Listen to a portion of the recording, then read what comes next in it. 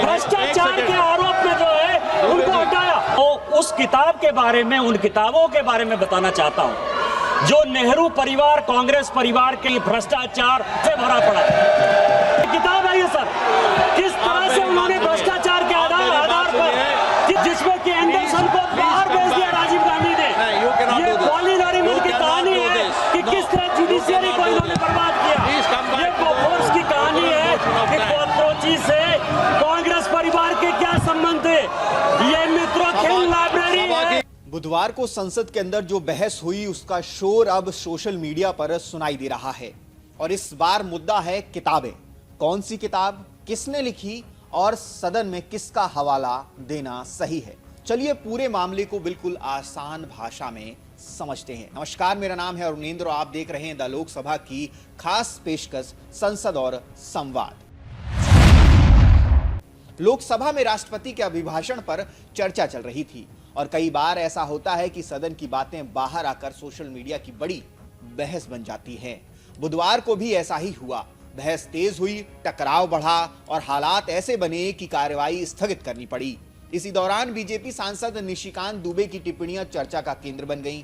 बुधवार दोपहर करीब 2 बजे के आसपास बहस के दौरान निशिकांत दुबे ने कांग्रेस नेतृत्व और नेहरू गांधी परिवार को लेकर कड़े शब्दों में अपनी बात रखी। उन्होंने दावा किया कि सदन में जिन कुछ किताबों का, पुस्तकों की चर्चा हो रही है उनमें से कुछ कभी प्रकाशित ही नहीं हुई, लेकिन उनके पास कई प्रकाशित पुस्तकों के संदर्भ हैं जिनमें कांग्रेस और शीर्ष नेताओं पर आलोचनात्मक विवरण मिलता है। यानी उनका तर्क यह था कि अप्रकाशित किताब बनाम प्रकाशित किताब।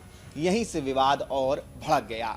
अपने भाषण में दुबे ने जवाहरलाल नेहरू, इंदिरा गांधी, सोनिया गांधी से जुड़ी किताबों का उल्लेख किया और कहा कि इनमें उस दौर की राजनीति, संचालन और विवाद का जिक्र मिलता है। उन्होंने एमओ मैथाई और संजय बारू जैसे लेखकों की किताबों के नाम भी लिए। उन्होंने आपातकाल, बोफोर्स विवाद और मित्रोखिन आर्काइव जैसे मुद्दों की ओर इशारा किया। इस दौरान उन्होंने कुछ अंश कोट करने की इच्छा जताई, लेकिन सदन के अध्यक्ष की ओर से बार बार हस्तक्षेप हुआ। इस पूरी घटना का बैकग्राउंड भी दिलचस्प है। इससे पहले विपक्ष के नेता राहुल गांधी ने एक अप्रकाशित पुस्तक का हवाला दिया था। जी हां, द 4 स्टार्स ऑफ डेस्टिनी, जिसे हमारे पूर्व सेना प्रमुख NM नरवणे ने लिखा है, या कहें उनका ये बायोग्राफी है, जिसे लेकर संसद में विवाद हुआ था। उस समय भी नियमों और संदर्भों को लेकर तीखी बहस हुई थी और अब दोनों पक्ष एक दूसरे पर दोहरे मापदंड अपनाने के आरोप लगा रहे हैं। जिन किताबों का जिक्र दुबे ने अपने भाषण में किया उनमें शामिल नामों में reminiscences of the Nehru age, MO Mathai द्वारा लिखी गई Edwina and Nehru, cease fire और द रेड सारी, जो कि जेवियर मोरो जैसे किताबों लेखकों द्वारा लिखी गई। इसमें एक किताब और है जो कि फ्रॉम रेवेले टू रिट्रीट का उल्लेख भी दिखता है। इस घटनाक्रम के बाद इंटरनेट पर तेज प्रतिक्रियाएं आई। कुछ लोगों ने इसे अभिव्यक्ति की स्वतंत्रता से जोड़कर देखा और कुछ ने संसद की गरिमा का सवाल भी उठाया। कुछ यूजर्स की प्रतिक्रिया पर का सार भी दिया गया। कुछ ने कहा कि बीजेपी बीते समय की बातें करके बहस को पीछे ले जाती है और कुछ ने इसे समय बर्बाद करने जैसा बताया। कुल मिलाकर संसद के अंदर का मुद्दा अब सोशल मीडिया पर जूतम पैजार वाली बहस बन गया है।